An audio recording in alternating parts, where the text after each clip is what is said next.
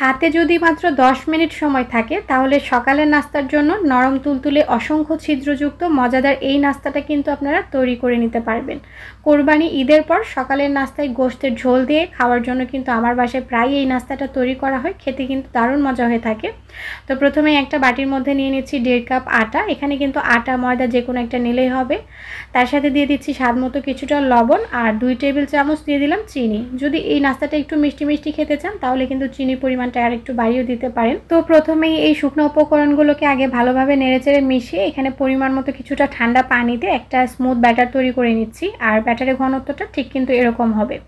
এখন এর মধ্যে দিয়ে দিচ্ছি ইনো। এখানে আমি 1.5 কাপ আটার জন্য অর্ধেকটা পরিমাণ ইনো দিয়ে দিচ্ছি আর ইনোর উপরে সামান্য একটু দিয়ে দিচ্ছি পানি দিয়ে একটা চামচের সাহায্যে আমি এই ইনোটাকে ব্যাটারের সাথে খুব ভালো মতো নেড়েচেড়ে মিশিয়ে নিচ্ছি। আর মেশানো হয়ে গেলে কিন্তু এই ব্যাটারটাকে বেশিক্ষণ রাখা যাবে না, সাথে সাথেই কিন্তু নাস্তাটা তৈরি করে নিতে হবে। তো একটা প্যান ভালো মতো গরম করে 1 চামচ পরিমাণ ব্যাটার এর মধ্যে দিয়ে দিলাম। আর এই পর্যায়ে কিন্তু চুলার আঁচটা মিডিয়ামে রাখতে হবে। তো ব্যাটারটা দেওয়ার কিছুক্ষণ পরেই দেখতে পারবেন যে নাস্তাটার মধ্যে এরকম ছিদ্র হওয়া শুরু করেছে। 1 মিনিটের মতো এটাকে রেখে দিলেই কিন্তু তৈরি হয়ে যাবে মজাদার নরম তুলতুলে এই নাস্তাটা। এটা গোশতের ঝোল দিয়ে যেমন খেতে মজা, এছাড়া কিন্তু চাইলে আপনারা এমনিও খেতে পারবেন। আর আমি যেটা করি এটা দুধ চা দিয়ে খাই। দুধ চা দিয়েও কিন্তু ভীষণ মজা লাগে।